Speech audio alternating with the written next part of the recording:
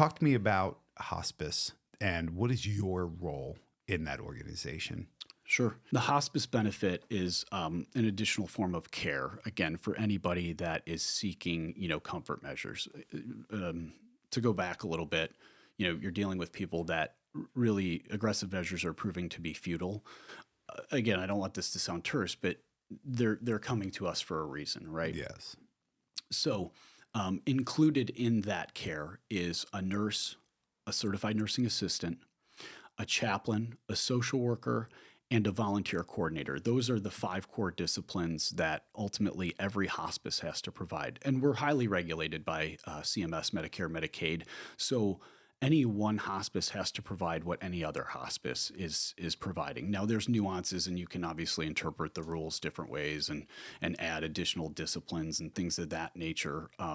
But in large part, hospice care is hospice care from one hospice to the next. So that's your interdisciplinary team, and then physician oversight, of course.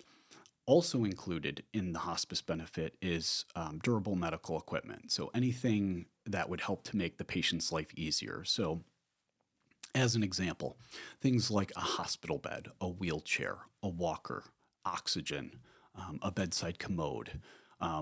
Again, with comfort and quality of life being the overall goal, these are things that obviously provide people with a lot of comfort, safety. So that's all included in the benefit, as is supplies related to both incontinence and skin breakdown. Generally speaking, these are 2 things that you see at end of life. So the supplies related to that are included in the benefit. And then, of course, medications related to diagnosis, which are typically your comfort medications. And ones used to manage symptoms.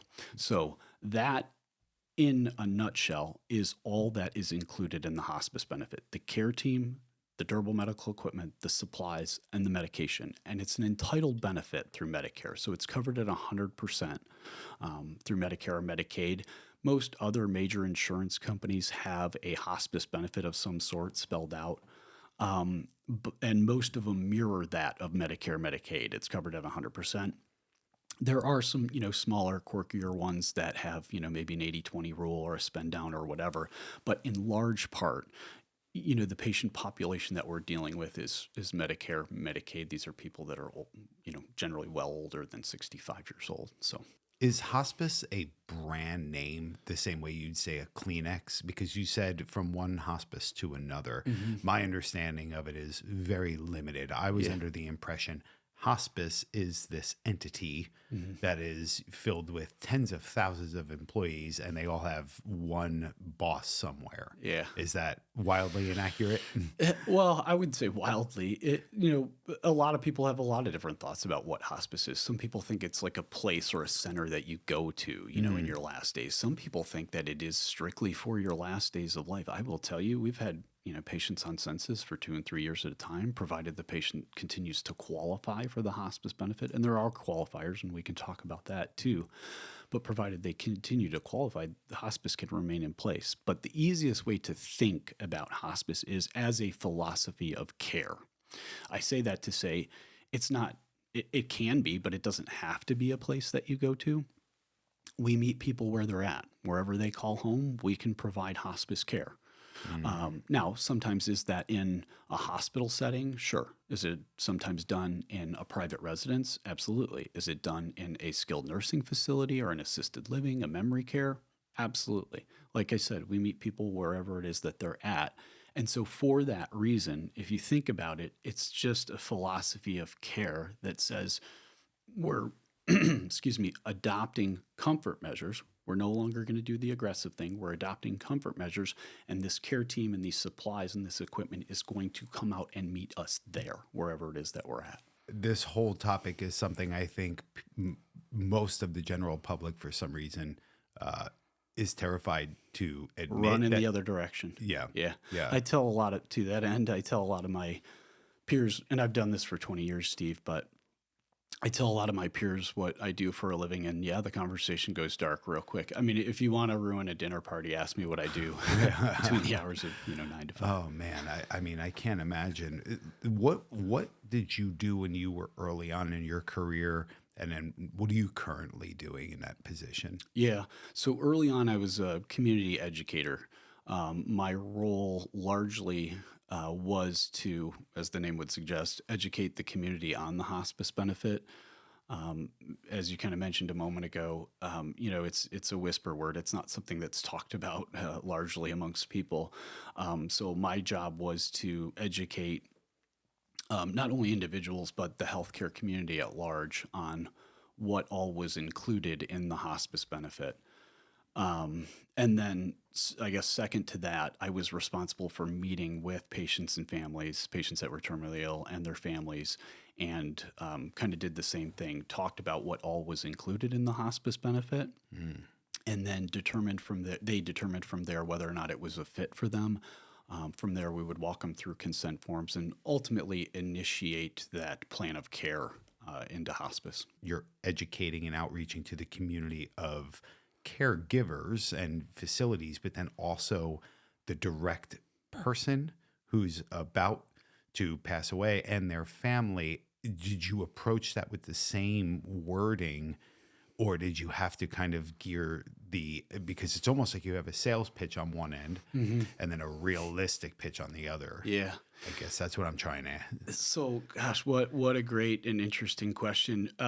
Whenever you bring up these topics in a crowded room with your peers or whatever, like it's not a topic that you generally stay on for a while, right? Sure.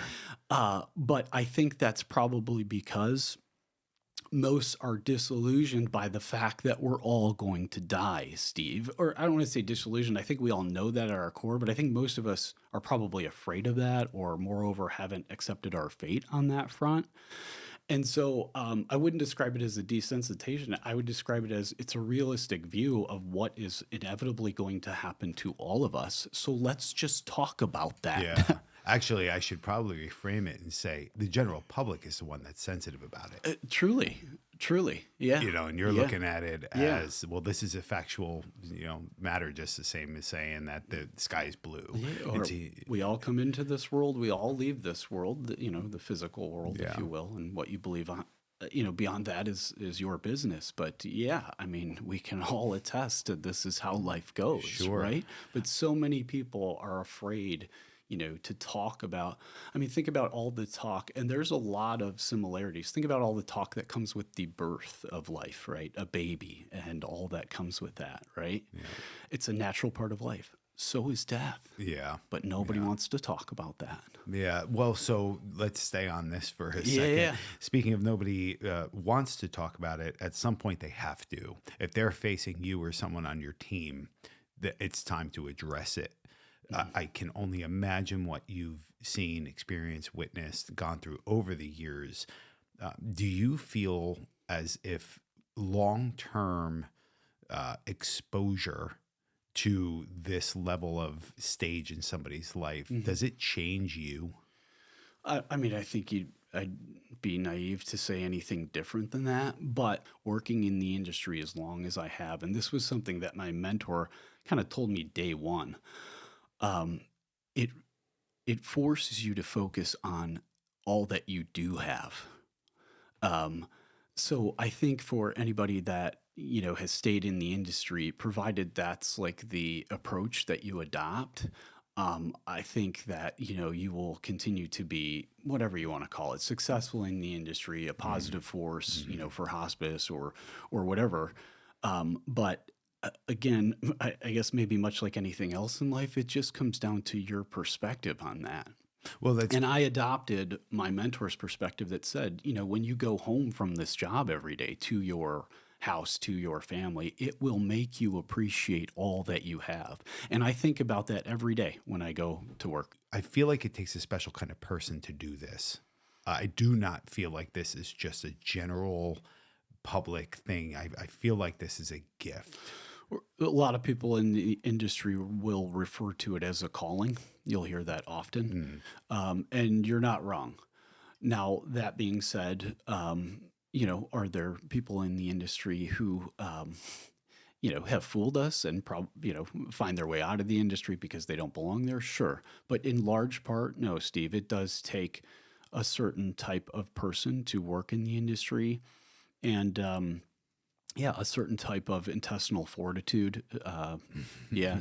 deal with all that you're dealing with, particularly when you're in the trenches. Like you said, the nurses, the aides, like those folks. God bless them. I mean, these are people that are not paid, overly well for the jobs that they do, and the jobs they do are jobs that most wouldn't do, is the way that I would put it, particularly on the CNA side or certified nursing assistant side, the aid side. Mm. So yeah, that takes a special someone. To put that in perspective, and this probably transcends every industry, but I think that most people are willing to tolerate what most would consider a crummy or shitty job if they're paid well. That job does neither, right? Like it's a Right. shitty job and you're not paid well. Sure. So that takes, a certain type of someone. Do you have a direct or a connected relationship with the actual caregivers that are with the folks down to the very end? Yes. And actually, I don't think I answered your question up front. So my role currently is director of operations, executive director of operations. So the answer to that question is yes. I mean, as the name would suggest, I see the day-to-day operations, but generally speaking, yeah, I speak with my nurses, aides, chaplains, social workers, on a daily basis. Every week, per the regulations, we're required to meet in what we call an IDG meeting, interdisciplinary group. That is really just a collection of, not just, but a collection of our entire team. And I'll talk a minute about what their various roles are. But we meet every week to talk about the goals associated with the patients and their families, because the hospice benefit is not limited to the patient. We're there to help support the family as well. What do you think needs to either change or get brought up in our culture in Yeah. the US to help people navigate this whole thing that we call life and then that we call death? I think many people are wildly unprepared. They were fine. They were 50 years old one day. Next day, they're 83 Yeah. and they're looking at the end of their life. Mm-hmm. Is there anything that you would do if you were king for the day to kind of change our culture, whether it was through hospice or any other avenue? Yeah. I mean, as it relates to hospice, I mean, the simple answer is what would I change? I would open more people's minds as it relates to death and dying, terminal illnesses, having realistic conversations around this stuff. Like we said, it's a foregone conclusion. Let's just, talk about it. And to your point, Steve, yes, people are, wildly unprepared, might be overstating it slightly, because there are plenty of people that have, advanced directives and durable, medical powers of attorney in place. And a lot of people, a fair amount of people, I would say, have their decisions as it relates to end of life spelled out in some type of a document. Well, let me, if I could just Yeah, pause you there. So, have you come across the family or the patient directly that was not ready for this level of a conversation, that was maybe having a hard time facing, that they were talking to you? yeah. Oh, sure, absolutely. Yeah, I've probably done over 3,000 consults with people that were faced Wow. with a terminal illness, faced with death, however you want to put that.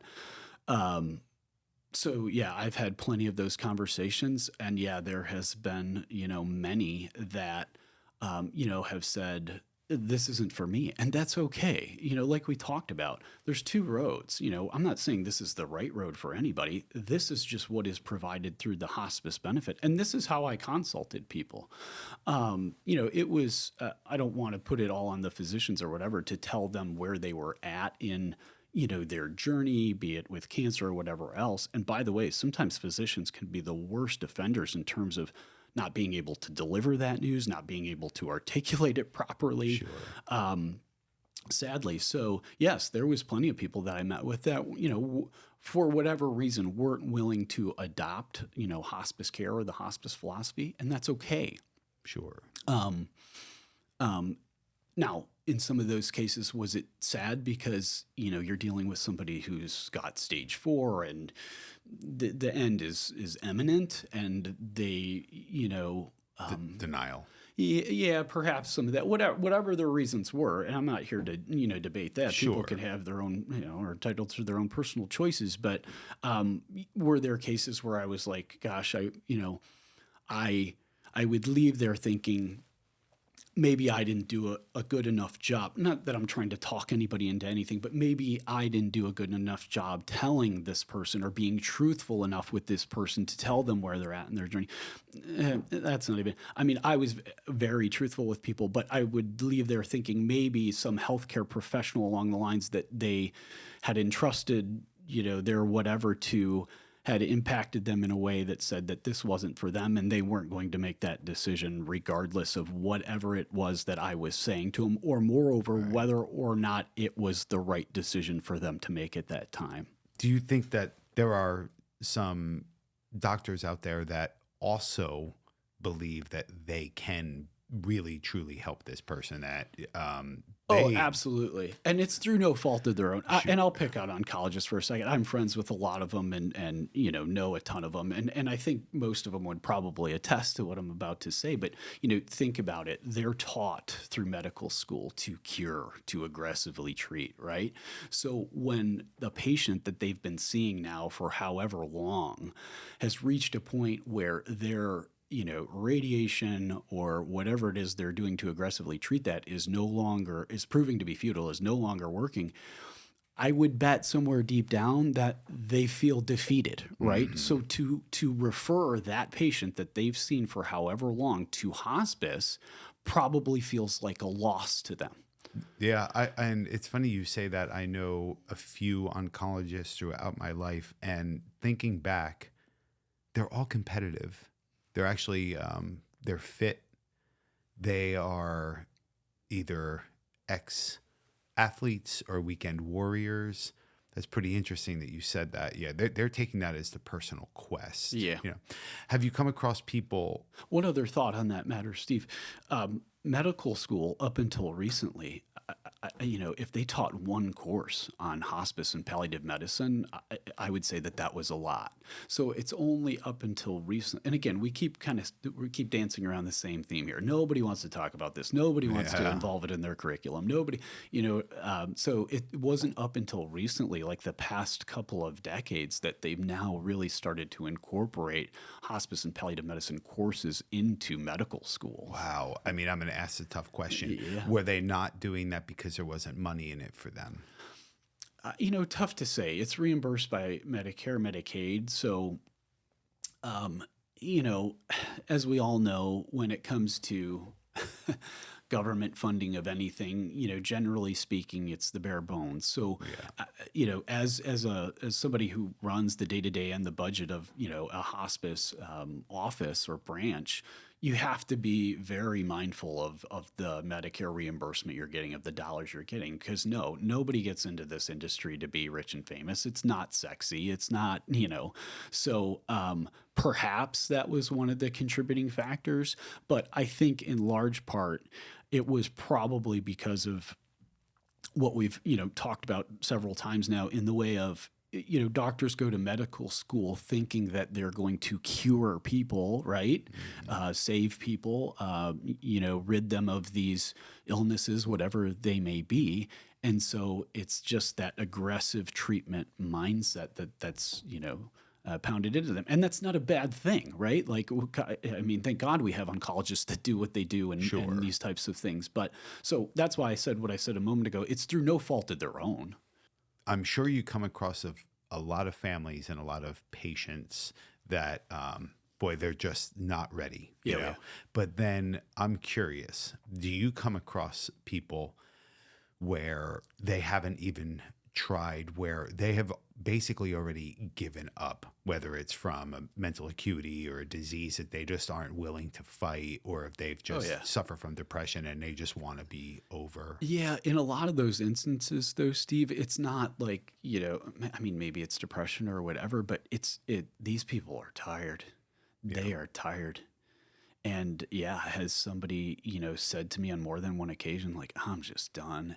Have I been in consults? And, this gives me chills to talk about, but where, people have inquired about, euthanasia and these types of things. Absolutely. And Sure. for the record, that's very far removed from what hospice Yeah. does. I want to be clear about that. That's kind of a myth that's out there, but However, we are going to pull on that thread in a yeah, no, second. no, Okay. absolutely, absolutely, yeah, yes, is the simple answer to your question. But I don't. I think it has, in my experience, it has less to do with some of the peripheral things that you mentioned, more to do with the fact that yeah, they're just tired.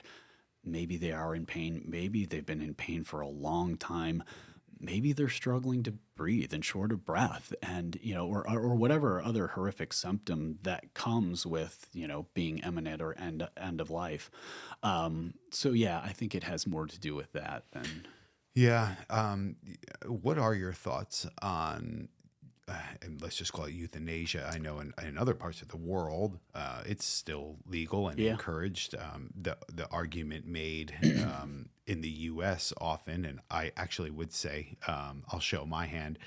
There is something to be said for. I mean, geez, we'll put our pets down if they're ill, if they have no quality of life, if they're immobile, if there's and it's wildly acceptable, no problem. Mm-hmm. Nobody even bats an eye. Yet for the human body, we will often, seemingly for profit, drag out one's life no matter what. Mm-hmm. So I guess from a personal standpoint, go. Yeah.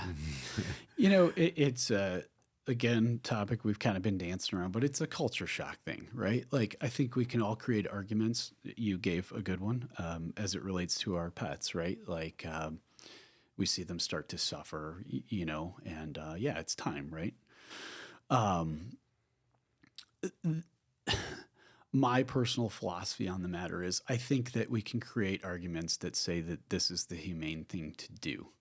Um, I just don't think that our culture is there, and I don't know if they ever will get there.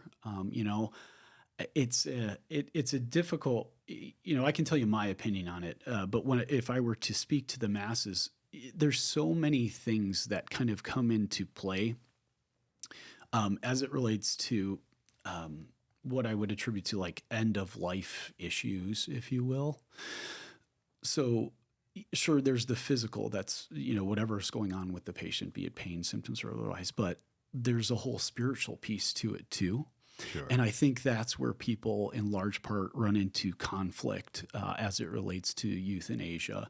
And we've even seen it in hospice too. You get and I'll pick on the Catholics for a minute, or I worked in large part with the Jewish community.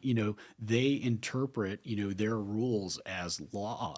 So when they transfer whatever book they're reading from, and they apply it to hospice philosophy, yeah, have folks that subscribe to those particular religions said to me, what you're doing is wrong, or this is wrong, or no, we're not giving this patient morphine, that's hastening, blah blah blah.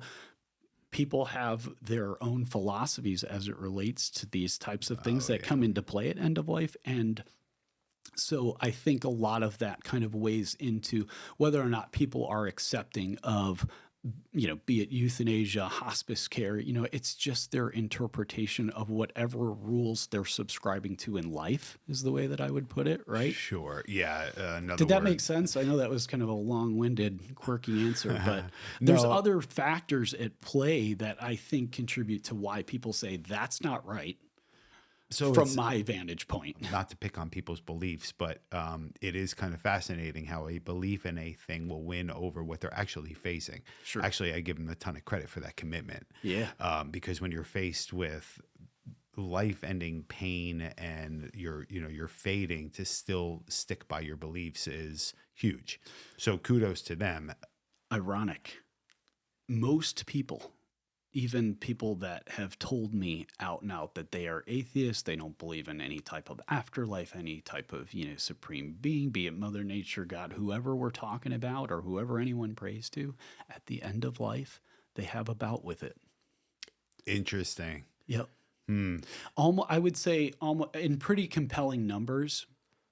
it goes that way versus what you described. It's not people that are abandoning their faith at the end, regardless of how much pain or suffering they're faced with. Yeah. Those people generally go the other way and say, They "Oh pour gosh, into their. is there an afterlife? Is there a somebody that I should have maybe been?" Well, sure, because yeah. now it's not a luxury to think about it. Right. What's It's the old happening. adage? Everyone's an atheist until the plane's going down or Yeah. whatever. Yeah, it's kind of one of those things. But Yeah.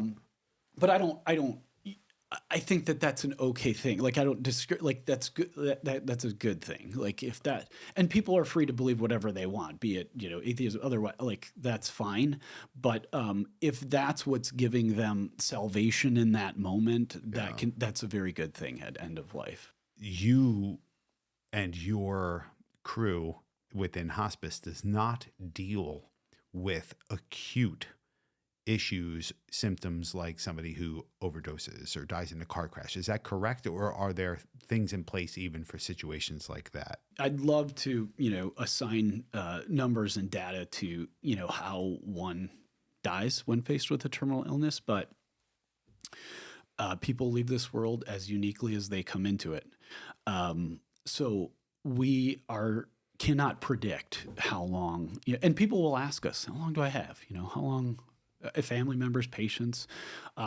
We cannot predict that. Now, are there indications at end of life that say to us that people are close? Sure. You see what we call modeling. The skins, particularly at the extremities, they turn a kind of a darker purple. The circulation starts to kind of fall off there. Yes, there are plenty of things that we see when people are truly imminent, but it's you heard me say it. The people's journeys on that front can go very differently. And you see people rally, you see peaks and valleys, ebbs and flows. And think about it. We're dealing with people that are suffering from a whole host of different diagnoses. I mean, a lot of people associate hospice with like cancer patients, right? But we're dealing with a number of people that are suffering from end stage dementia, COPD, CHF, congestive heart failure, and each one of those diseases comes with its own unique set of symptoms at end of life, be it, short of breath or pain. That all kind of plays into what goes on in the very end as well. Do you notice that there are, say, pockets of what people die from? In other words, cancer or dementia, or I don't know, obesity or starvation or whatever it might be. Do things come in waves? Well, I haven't tracked the data, but what I can tell you is this, that from a diagnosis standpoint, or moreover, an accepted diagnosis under the hospice benefit standpoint, I can tell you, without fail, it's certainly cancer, any cancer diagnosis, really. And we could break it down from there to get into the various cancers and that sort of thing. But cancer is probably still number one. I would say a very close second, though, is probably some form of dementia, be it Alzheimer's or otherwise. And then from there, probably CHF, COPD. And again, are those diagnoses, can they be related to obesity and can we trace dementia back to alcohol use, drug? Absolutely. So do we see trends there? I'm betting that we could find some if we track the data, but I can tell you that the accepted diagnoses under the hospice benefit are just that: cancer, dementia, CHF, COPD, I would say, are probably your top four. There is criteria for the hospice benefit. The overall criteria basically states that you have to be suffering from a terminal illness that, should it run its normal trajectory, you would have a life expectancy of 6 months or less. Now, the benefit is not limited to 6 months or less. I think I said this earlier, but as long as you're checking the boxes. Yeah, provided the patient meets the criteria. And the criteria is different from diagnoses to diagnoses, right? Like a cancer patient, the criteria associated with that looks very different than, a dementia patient, because in large part, cancer patients from a functional standpoint are generally, cognizant and, right up until, the end. Dementia patients, they die, a social death long before they die a physical death. So the criteria is very different, right, as it relates to the different diagnoses. So when you say somebody in a car accident, have we cared for people like that before? Yeah, but it's more the exception than the rule, because you still have to be suffering from a terminal diagnosis in order to qualify for the hospice benefit. So take, for example, a young person that's maybe been in a car accident and has been rendered, paraplegic, whatever, they can't function for themselves, they need help. That wouldn't necessarily be a person that would qualify for hospice, because there's no terminal diagnosis associated with that. Now, as that person ages, I think we can probably all assume that their complications as it relates to their health are going to be compounded over time, and probably put into hyperspeed as compared to most people because of the injuries that they've sustained. So once they hit that point where they qualify, yes, we're caring for those people, but that's kind of a different, for those younger people that have been in car accidents, it's a different resource that they're seeking out to provide care to those people. Did that make sense, Steve? It does. So the thing to remember with hospice, it is for those with a clear terminal illness. Correct. It is not for trauma, catastrophic incidences, things like that. But those people can eventually progress to the point where they qualify for the hospice. Sure. And there may be some weird scenarios where that person in that crash also has stage 4 cancer. 100%. And the two just happen to There's combine. people that are enrolled in hospice that are suffering from more than a few terminal illnesses or what we call comorbidities. Yeah, they suffer from cancer. They also have dementia. Sure. Yeah. For me, I'll tell you my personal experience with what I know of hospice, and then I'm curious if this still tracks today. So a lifetime ago, let's go back about 40 years, my mother had breast cancer, went into remission. This was, we're talking 1984 or 1985. That's right when the benefit was rolled out, right around 84. Oh, is that right? Yeah, I'd have to look at it, but I want to say it was early 80s. Yeah. The Reagan administration. Yeah, and it was a lot different then. At that time, it was really just cancer-based, but go ahead. Yeah, interesting. So this is what I wanted to get into. She was, from what I recall, I was very young, 5, maybe 4 years old. She got sick again, came back as a brain tumor. She went through double mastectomy. I mean, I think the treatment then, while advanced for its time, is prehistoric looking back. And I know her last 3 years of her extremely young life was just horrendous. Miserable. She passed away at 36 years old. And I have extremely small, not even full memories, snippets. But there are things, little vignettes. Although one of the memories I have is waiting outside of my house at the corner at the bus stop, maybe the first or second day of second grade. And I would see the county bus drop off a lady in a red coat. She looked like a walking fire hydrant, and she would walk up one block and come to our home. And my young mind didn't quite understand it, but I knew that she was this thing called a hospice nurse. Mm-hmm. Yeah. And that she was coming in to the house to kind of just stay, with mom. Yeah. And then, boy, that went on for maybe a week. And sure enough, by 2 weeks into that second grade year, got called in the office and, mom's gone. Yeah. Now, there was a lot to unpack there, probably still dealing with it. And I do know of all of the issues that surrounded that and all the pain that my father went through and the complaining and the just upheaval of, all of the why over the years. He never once ever said one negative thing about the hospice lady. And rightfully so, my father was a little unhinged after my mom's death. He's got 3 boys, a home, he's young, a job in the city. He's super young. He's doing this for the first time. 36 years old, and just, Good Lord, that's giving me chills. So now the fact that he had 0 negative thing to say in his world means that might have been the most positive experience he ever had. So potentially, I hope that if the lady that was around in 1986 that was caring for my mom is still alive, that would be amazing. Mm-hmm. But now What do you think has changed from 1986 Yeah. to 2025, 2026 when it comes to brain cancer treatment in somebody's home and with that short of a window of care? Qualify that last part for me. What do you mean that short of From window what of I care? recall, Yeah. she was only at the house for about a week. Yeah. So this is a great question. So the hospice benefit is an extremely underutilized benefit and always has been since the 80s. Let me go back to that thought for a second.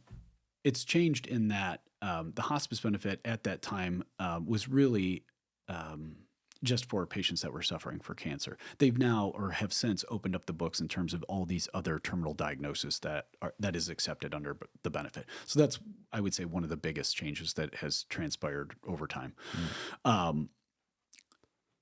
As it relates to what you said about, she was only there a week, it is an extremely underutilized benefit. It always has been. I think the average length of stay on any hospice program nationwide is less than 2 weeks. As I told you a moment ago, Wow. it's drawn up at a minimum for a 6-month benefit and could go well beyond that provided the patient qualifies. So, yeah, it's extremely underutilized. Patients are referred to hospice care in large part far too late. They don't get the full benefit of the benefit. And again, it all goes back to, kind of these walls that we've built up in our head as a society that says that this is taboo. People in this day and age, Steve, they will tell you anything about themselves. They will talk about where they shake out on the political spectrum. They will tell you how much their annual income is. They will tell you their sexual orientation. Unsolicited.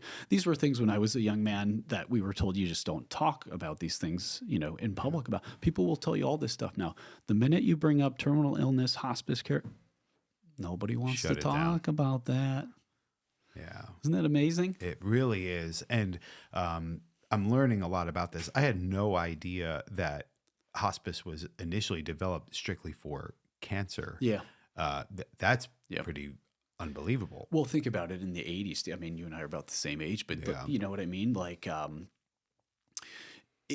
think about like all the commercials, back in the day about, I feel like cancer was under a microscope. Certainly AIDS came into the scene. That's where my mind was going. And that's another terminal diagnosis that is accepted under the benefit. So how many people are employed by hospice? I mean, do you have a general idea?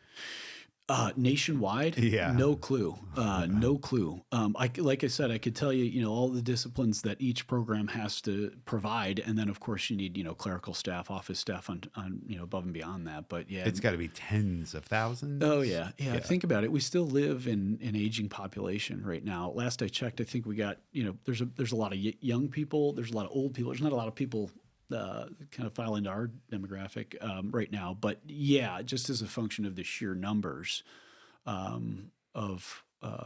I think, what do they say every day? So, however many people turn 65, like that's a real stat. And so, there's a heck of a lot of older people. And as a function of that, there's a lot more people that are, terminally ill, and it warrants more people flooding into the industry as a result of. I want to be able to tease out, just for my own satisfaction, some sort of analytics or data or numbers. Yeah. Can you give me some general scope of how many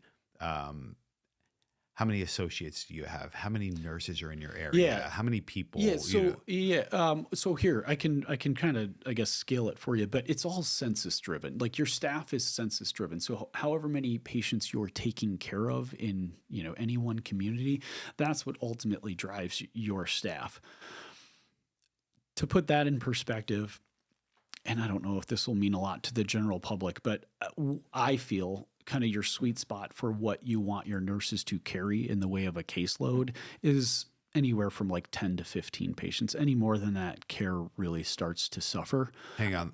So you're saying an individual nurse or Yep. caregiver will deal with up to 10 to 15 A patients caseload of that concurrently. Wow, Yes. that is way more than I would ever have imagined. Well, think about it though. So like these are patients. The hospice benefit is an incremental benefit. These aren't patients in large part that are seen every day, 24 hours a day. So Okay. I want to be clear about that. So take, for example, a patient that is living in a private residence, right, that is suffering from dementia. Generally speaking, the nurse will be out there 2 to 3 times a week to address anything clinical. And we do have a triage. Most all hospices, if not all, have a triage staff on call 24 hours, 7 days a week in the event that anything goes sideways. We can always dispatch a nurse to address whatever is going on with the patient symptomatically or otherwise. I understand. So, But it's incremental. So when I say to you that a caseload that a nurse carries is, let's just say 10. Yeah, she's got 10 patients, but she's seeing 2 or 3 of them on Monday. She's seeing, you know what I mean? Like you can disperse the visits throughout the course of any given week. sure. Yeah.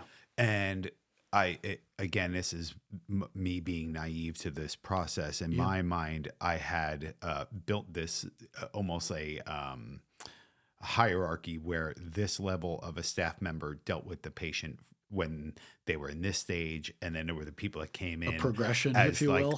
the closers, not to make it, Yeah. light of it and flip it, but, the people that were there for when there was still a couple of months, then the people that were there for their 1 or 2 final days. But I love to hear that that is not the case, that the patient is with this person from when they are hopefully in some sort of capacity to be, let's just say, with it. Decisional, sure. Yeah, and then cognitive. through the end, so that there's not this crossover of a stranger in your final moments. Yeah, you have that's an excellent point. Continuity is what we refer to that as, keeping the same caregiver in place, be it the nurse, CINA, or otherwise.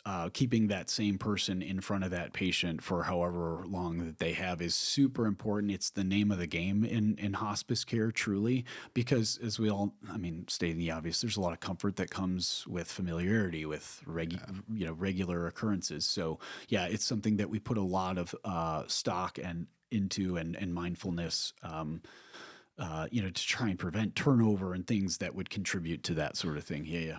how do these people, the caregivers, how do they take time off or go on vacations? Yeah. Sounds like you don't. Think about it. Your census is a constant balance. Sadly, yeah, you're gaining people, but you're losing people too. Yes. So it's kind of this back and forth. Now, obviously you got to keep pace with that from a staffing standpoint. Right. And there are times where you can get an influx of patients, that requires you to hire overnight or, get some additional, help in place or whatever. Yeah. But, yeah, in large part, like I said, you want to keep the care team the same for that patient. But yeah, you're gaining people, you're losing people. And when people take time off, you're just looking to get that covered ultimately. And you'd like to think that you have enough staff in your bullpen to where you can make that happen if you're staffing accordingly. John, it's got to be the most stressful thing. I'm trying to put myself in the shoes of being one of these caregivers. You enter an industry where you're not doing it because you're going to make hundreds of thousands of dollars. You're doing it because it's as you refer to, most of them say it's a calling. Yeah. They're clearly endowed with some sort of gift, right? Mm-hmm. Mental acuity to be able to endure this, mm-hmm. Yet they still have to go home. Yeah. They still have families. They still have children, dogs, house to maintain. And I'm trying to picture how mentally strong one must be to do this as a living. Yeah. And then to be able to just kind of switch it off and say, no, I want to go to Aruba for a week. Yeah. Yeah. I'm struggling to place that. We touched on it earlier, man. It's all your perspective. You have to know what address I mean? it as, you have to go home from that. If you're doing anything other than this in the industry, you're doing yourself a disservice. You have to go home from that day where you have quite literally shoveled shit as a certified nursing assistant, and say to yourself when you walk through the door, good God, look at all that I have. I have my faculties about me. I have the capacity to go to the gosh dang toilet if I want to or need to. Yeah. Beyond that, look at these treasures that are my children. That is my home. If visiting with those patients doesn't make you realize that, you are not in the right industry. It's a great answer. And you said it earlier, and I would need at first that constant reminder. Hence, Yeah. you had a mentor. That's for a reason. Yeah. And I don't want to diminish what you said. There are plenty of days where all of us go home, and maybe that day or that patient or that crazy family member got the best of us, Steve. I do not want to diminish that because there are many days like that. But if you are not reminding yourself when you walk through that door that, your life is, infinitely better than some out there, than, maybe not most, but than what you just dealt with, and you don't see that as a positive thing, shame on you. It's very powerful. Yeah. It We really do is. a lot to that end. We try to do a lot of special things for our caregivers. And not just our caregivers. You heard me say it. We work with a lot of skilled nursing communities within the larger community, and these are people that are they have caregivers there that are in the trenches every day too. And so what happens is, you kind of forge this relationship with what I call our referral partners in the community, these skilled nursing facilities, these hospitals, and particularly in the facilities, they'll go through a month. Maybe in this particular facility, we're caring for 10 patients, right? And maybe in any given month, they've lost 5, 6, 8 of them. That's very taxing, not only on, that little community there and all the folks that live in that nursing home, but it's taxing on their caregivers too. It's taxing on their Sure. clerical Oh, staff. sure. So in situations like that, or in situations where maybe our census has taken a pretty big blow because we've lost, 10, 20 patients, we'll do memorial services. Our chaplains will come out, and we'll recognize the people that have passed. We'll invite their family members in to come up and talk about them and hopefully give these people some type of closure. I find that from the caregiving standpoint, does help. To provide people with resources that give them closure. Is there a database somewhere of people's final wishes, their thoughts, their common questions, their regrets? Like, is there a thing in place to almost interview the way you would an exit interview for a career, almost like a life exit interview? Yeah, absolutely. And in fact, we provide people with, a fair amount of resources on that front. We promote things like journaling at end of life and have provided journals to people to kind of talk exactly about what you just described. And really, they're not just the end of days, but their life at large, whole, right? yeah. And we encourage all types of things like this to for people to reflect on. And again, I think that really what you're forcing them to do is kind of accept their fate or try to be at peace with it, right?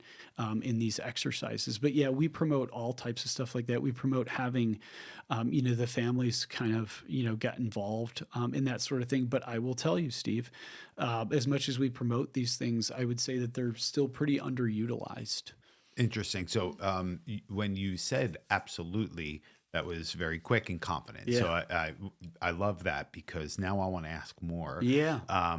Do you have access? Have you read through? Have you heard from the caregivers and the patients themselves? Are there common things that people bring up when they're in their final days? Yeah.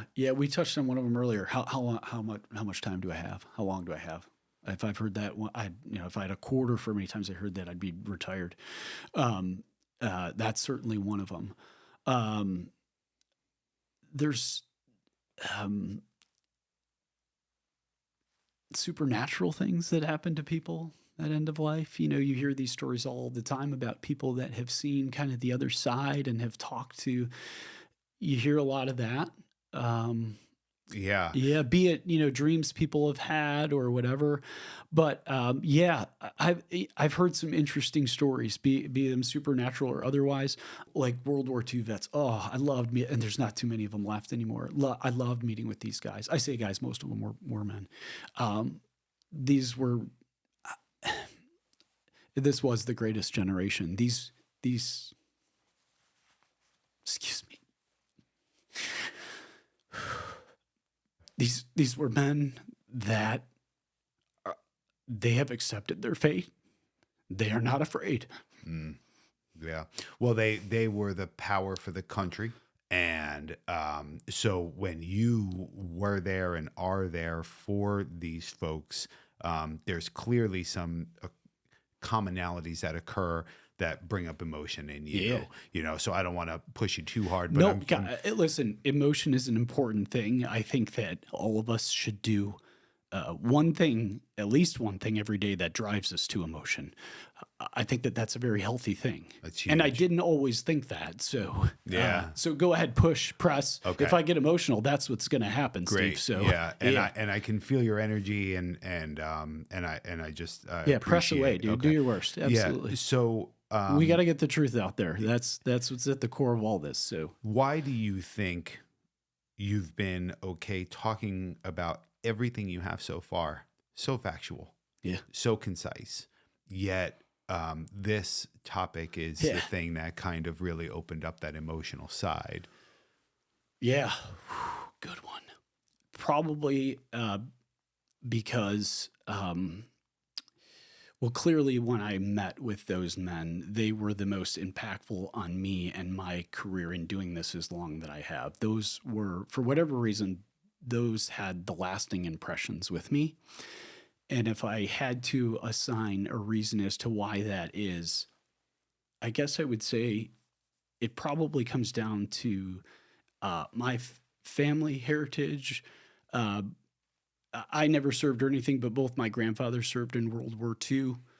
And as I said, like, I do believe that was the greatest generation that ever lived. I think that we should all be very thankful for what they did for all of us and the country. And I think people, especially younger people, dismiss how much they did and what they had to go through to get us where we are today. And I think that is owed more attention than what it's given. And I think that's why those guys were probably so impactful to me. I feel like I keep drawing on the same examples, but there was this one World War II vet that I met with in particular. He lived in a assisted living setting, and it really wasn't anything more than just a pleasant conversation that I had with this man. He talked a little bit about what he did, in World War II. Not anything that was, damning or whatever, but just told me about his experience there. And then, in the years that followed, when he came home, he got married and had a family. And I don't know how to describe it other than to say that it was just an uplifting, pleasant conversation. It took me to a place that, I don't know, spiritually or emotionally, like I hadn't felt before. And I genuinely loved this guy. I mean, he was, everything that probably most of us think about when they think about that generation, right? Not only did he go off and provide, us with all kinds of freedoms that we maybe can't even imagine, but, he was the type of guy you knew doted on his wife, held the door open for her. And it was just a beautiful story to sit and listen to, and probably one that maybe us as men in particular long for. You came home, you were a hero, came home to your beautiful wife, started a family. These are all things that I would say most real men want and strive for, right? And this guy lived that. And to sit there, kind of in his final moments and listen to that, it was just a beautiful thing. I don't know any other way to describe it. I mean, he obviously passed on some sort of a torch to you. Yeah. He definitely. He was another one that asked you, John, how much longer do I have? Yeah. I looked right at him. I said, I don't know. I said, when you were over there facing Charlie, I said, did you know how much time you had? He said, nope.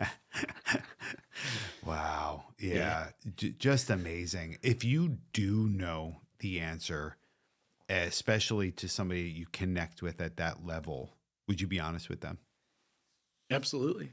I mean, I have had to have very real, much harder conversations than even the one that was a very pleasant conversation. Oh, I'm sure. But yeah, I've had to have very hard conversations with people about the reality of what they were dealing with and their families. And I'll tell you, the patients they know.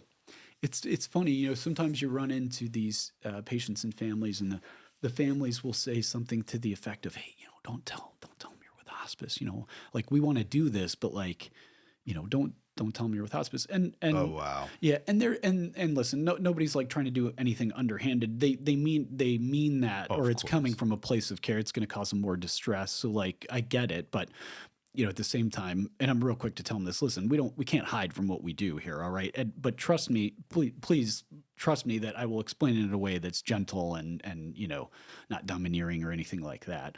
And then we hash it out, and it's great and it's fine. But yeah, I would say in large part, there's a lot of biases that exist with the family members. And it's so funny too, because even in those instances where the family's like, please don't put it front and center, let's be delicate with it, which we always are. But we still have to describe what it is that we're doing Yeah. so that people understand, informed consent and the like. But when we do that, there's been plenty of instances where, maybe the patient or the family kind of leaves the room, they're on their way or whatever.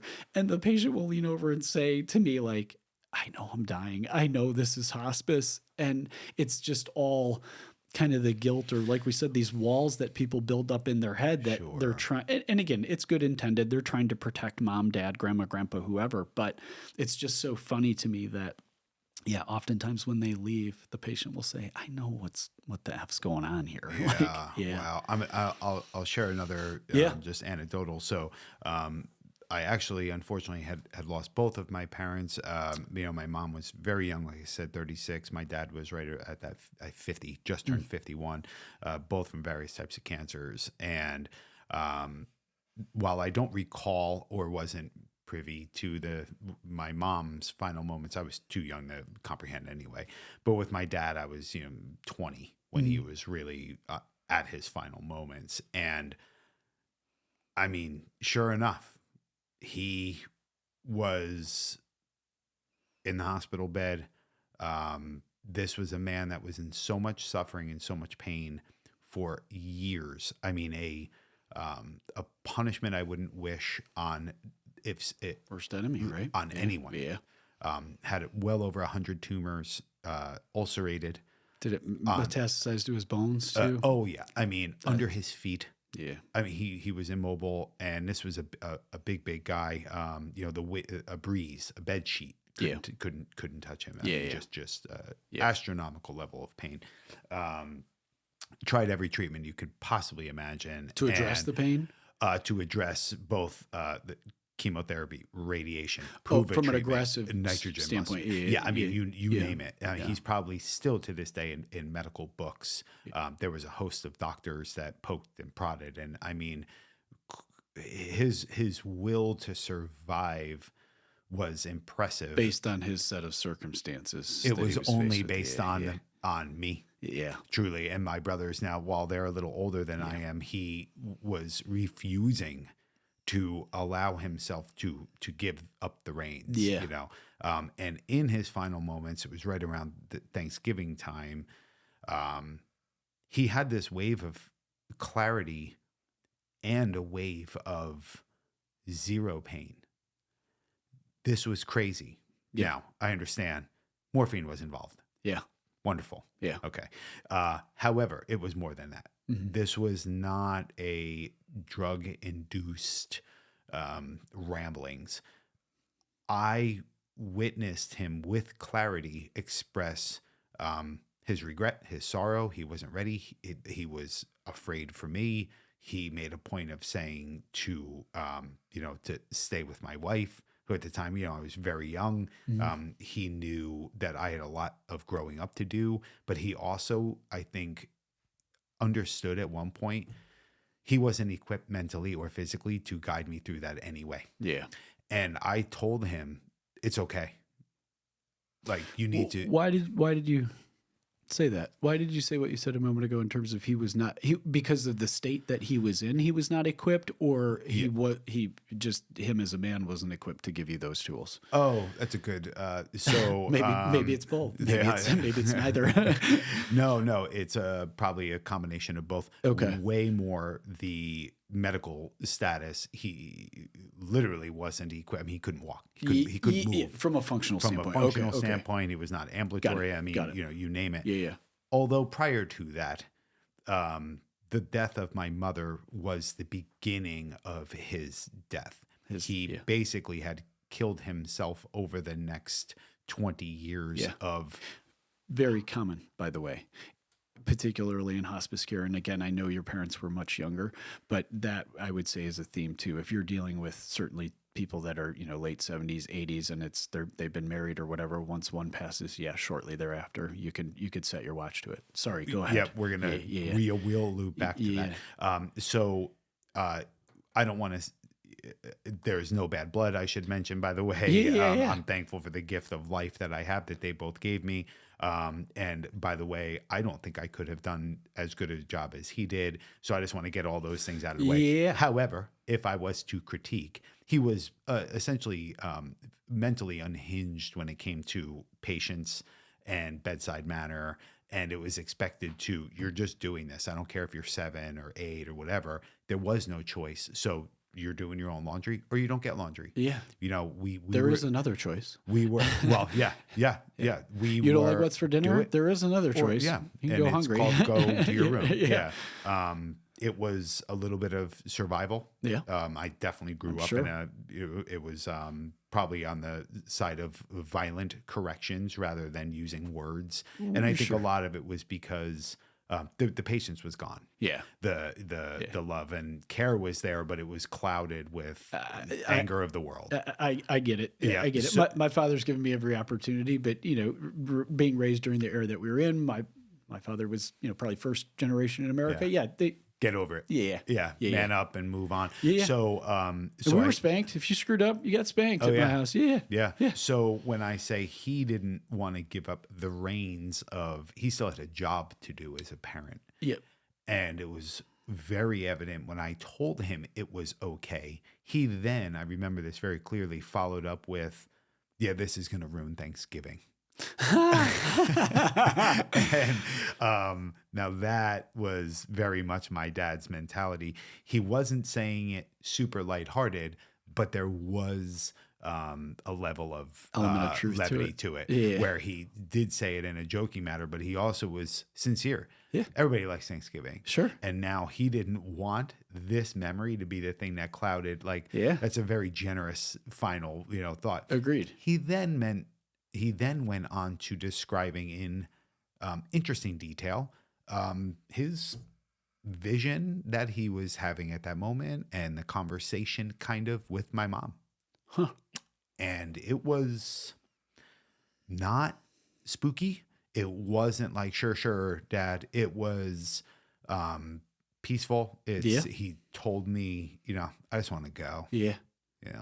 So I said, all right, well, and go. Now I did miss, probably, I'm grateful for this. I did miss his final minutes, breaths, and hours. And that was on the recommendation of both the staff, the nurses, everything else. Now hospice, I don't believe was involved at that point. This was at a hospital. This was, they may have been, okay.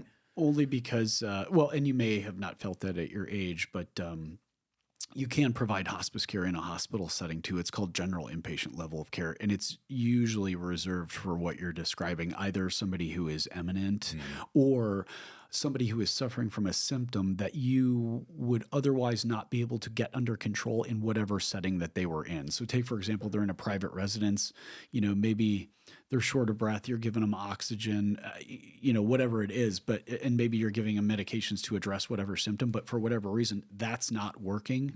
Yeah, they can go to either a hospital or what we call an inpatient unit and get general inpatient level of care. The easiest way to think about it is, in a hospital setting, but something is happening acutely that you're having to address. Yeah. And like I said, in that instance, it sounded like he was eminent. And whereas that's not an automatic qualifier for general inpatient level of hospice care, it's generally those people at some point will get some type of a symptom that qualifies them for that. So what really struck me looking back was, first off, it was strange to see this man who, I mean, he was just a shell, right? That felt no pain. I mean, covered in very heavy, tightly wrapped blankets of sorts. Like that would never have happened. I mean, that morning. So it's a true testament to when and where morphine in a medical setting is just invaluable. Well, yeah. I mean, Wow, to have that comfort and to just give the guy a break. yeah. Well, and it sounds like, and this is just my rendition of what you had told me, but it certainly sounded like he did find some peace there at the end, particularly when you talked about your mother. That says to me he found some peace or some solace there at the end. As it relates to the morphine, yeah, there's a lot of myths out there about morphine too. People think that it hastens death and these types of things. That's not the case at all. And in fact, morphine can be a very beautiful drug to not only address pain, but it allows for you. Particularly for patients that suffer from shortness of breath, it allows for you to take more efficient breath. So what we see is, a patient that goes from to after that morphine is given. It allows for it. So, but a lot of people associate that with, you're slowing them down. You're slowing. It's not the case. It's just a more, like you or I are breathing right now efficiently, right? We're not panting. We're not. That's what that morphine allows for people that are suffering from shortness of breath to do.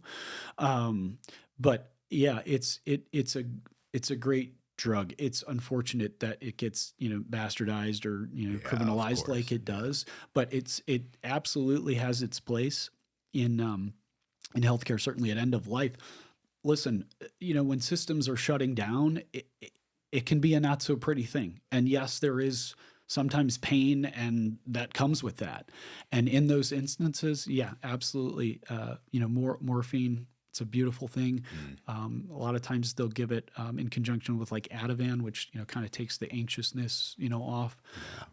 That can be a beautiful combination at end of life, particularly for people that are symptomatic, like you described. Yeah. When you see somebody who is 70, 80, whatever age on the older side. Yeah. And you also know that they have been married for 40, 50, 55, 60 years. You hinted towards oftentimes, and this is not a new phenomenon to most people listening or, just out there alive. We probably all know a story of somebody who, Bob died and then like 2 weeks later or even less, his longtime, bride died. Yeah. Is that real? Yeah, absolutely. Yeah, there's a pattern there for sure. You can set your watch to a couple of things.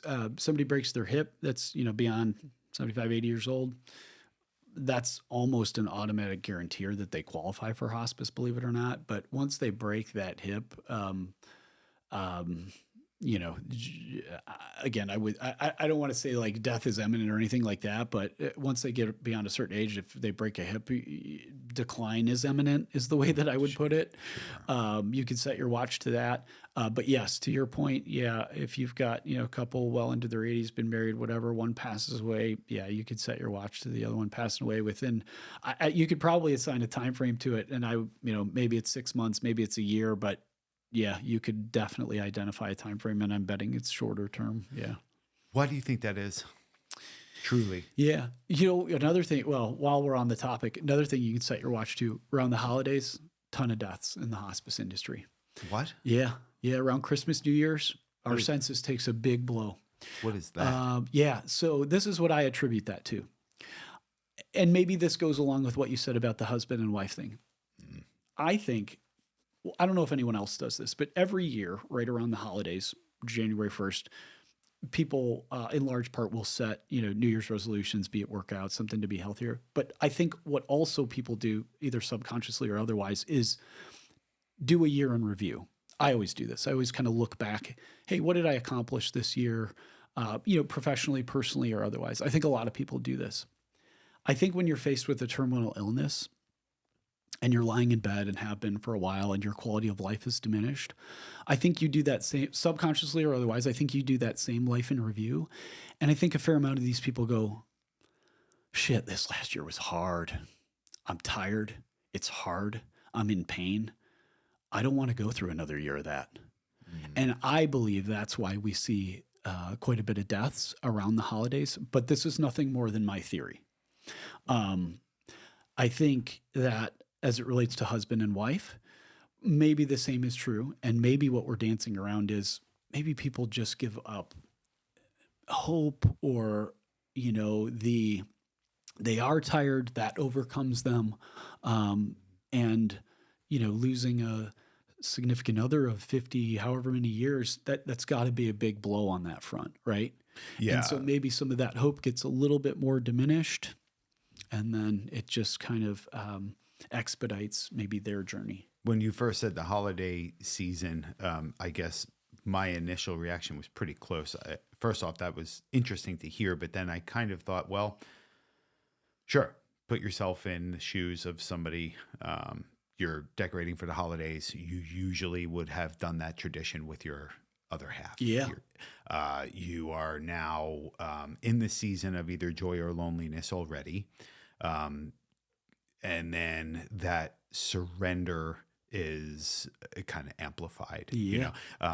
Want is clearly a major component in life. Oh, yeah. If you want to do your job, you're going to do it better. If you enjoy it, you're going to do it better. If you don't, you won't. So it sounds like there is a surrender component to death. That's probably the key element sometimes. Absolutely.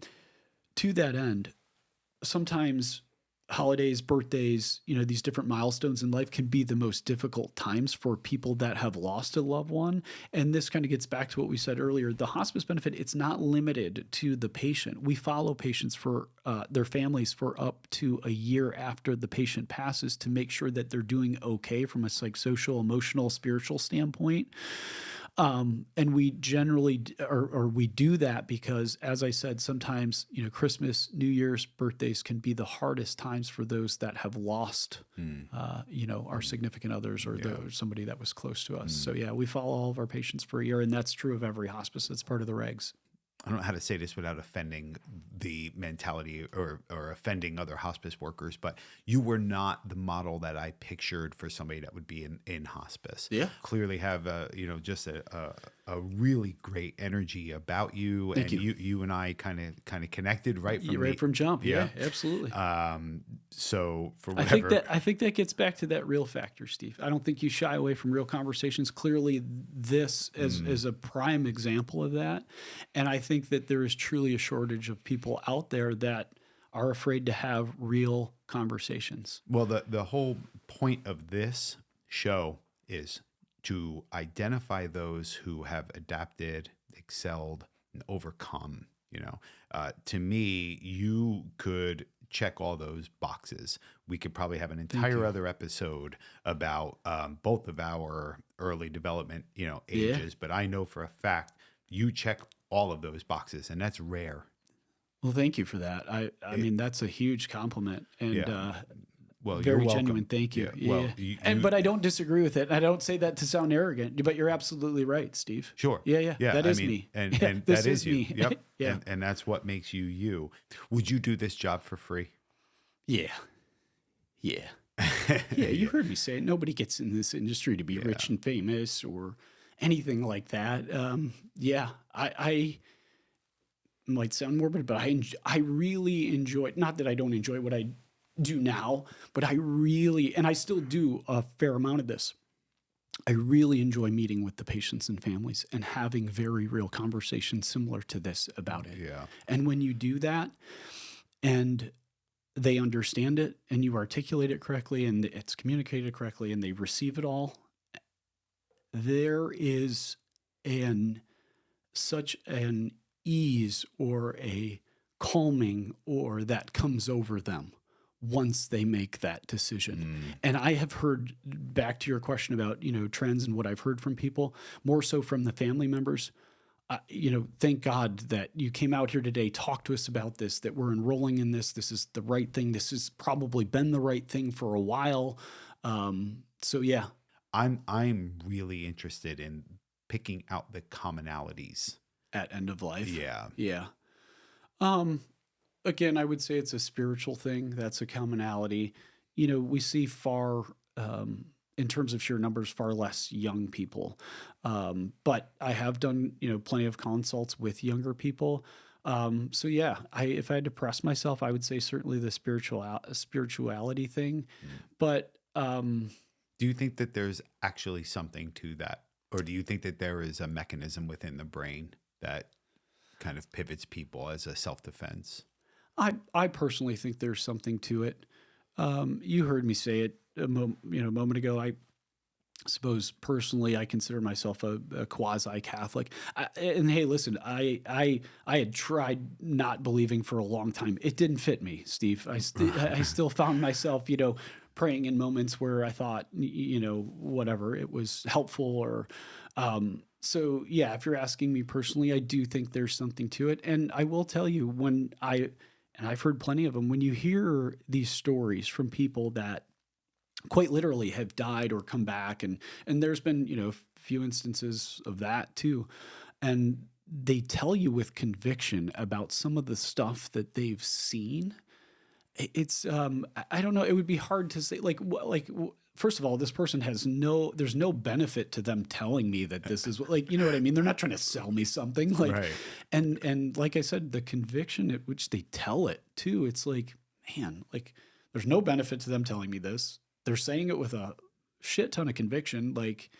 I don't know, not to say this has to be true, but it certainly seems There's no skin in the game for them to all of a sudden, now's not the time to try to sell you on right. And I'll tell you this. The converse of that is not true. I've never heard somebody at end of life say, I went to the other side or whatever. There's nothing. I saw, or there's, just this endless abyss. There's no. Really? You've never. Well, it's never that. It's always, I talked to somebody or I saw this light or, it was God or it was a family member that was deceased or, Wow. things of this nature. Yeah. That, perhaps they did crossover or whatever we want to attribute all that to, but these are the stories here. I never hear when truly somebody has gone and come back, they never say, yeah, it was a whole lot of nothing. That's amazing. I feel like there's always a story or, at least in, I don't know, 95% of the cases, there's always a story, and it's generally around somebody that they've seen somebody, be it who they believe to be God or a family member that has passed away or been gone for a while. Yeah. Wow. Yeah. That is kind of fascinating. And then from there, it gets I know that's not for everybody too. So Well, that's okay. Speaking of things we shouldn't be talking about, Yeah. Do you personally think that hospice will be around in 20 years, 50 years, 100 years? It sounds like it's going nowhere. Yeah. Let me rephrase that. Yeah, it sounds like it's never not going anywhere. correct. Yeah. I got it. Yes, I believe it will be here in years to come. Politically, both sides of the aisle see the benefit to it. Maybe this is the nasty little underbelly, but a fair amount of Medicare, Medicaid dollars get saved when people enroll into hospice, because you heard me say it, not only is it an underutilized benefit, which lends itself to the fact that people are probably sticking with aggressive treatments, unnecessary diagnostics, and all these other things that cost money, Medicare dollars, Medicaid dollars. So yeah, there's a cost benefit analysis that exists there. Both sides of the aisle see it. And so that says to me, it'll be around, forever. It's an entitled benefit. I'm not a huge fan of all entitled benefits, but certainly the hospice benefit is a worthy one. So I believe it will remain in place. I have a little tradition on the show where I dig into my book here. These are questions that I just jotted down over, whatever time frame. Love and it. I let the just the randomness win. Yeah. And what I would like to do, we're going to pull a ticket out of a hat here. Yeah, I love it. Yep. We're just going to go ahead and flip to it. it. So, okay. You ready? Yeah. Here we go. Roll tape. Here we go. This baby has not let me down yet. All right. So, is there a mystery or riddle you'd want to solve, even if it took a lifetime to answer? Yeah, and it's going to sound like a canned answer, but I think maybe this lives at the core of all of us. But it's the existentialism thing. Like, why was I put here? What is my purpose? Mm, Yeah, I would like, as it relates to some of what we talked about, I would love one of these meetings that my previous patients have mentioned to me, where they kind of go to this other side and talk to whomever, and maybe they have a conversation with them about existentialism or whatever it is. Yeah, I would want to know more about that. And that's not to say that, like, I haven't found purpose or anything like no, I that, got but you. I believe at my core that there's an even larger purpose to me, or what I'm supposed to be doing here, on Earth, in this physical, life that we're in. Yeah, I think this is probably a question that maybe we all ask ourselves at one point or another. But yeah, I would like to know more about that. And if it inevitably, it's going to take a lifetime to figure that out, Yes. I would say. It's So it's a great answer, and that's a huge riddle or a mystery. yeah, Life. yeah, Yeah, it's wonderful. yeah, I want to say thank you for not only attending today, mhm, but for just being there for people. yeah. It's a real service, man. Well, thank you. It's truly my pleasure and privilege to care for these people. And I, in turn, want to thank you for your time, Steve. Um, Interesting thing about this work, too, it teaches you that time, some people would argue attention, but time, maybe attention, is the most valuable commodity that any of us could ever have. Uh, if you don't believe me, ask any of my patients that I've sat with, and they would trade a lot of what they own, a lot of what they have in worldly possessions, money or otherwise, for time or their attention spent with people that they love. So thank you for this opportunity to do that, Steve. Thanks, man. Yeah, yeah, Excellent job. yeah. You did a great job. Thank you.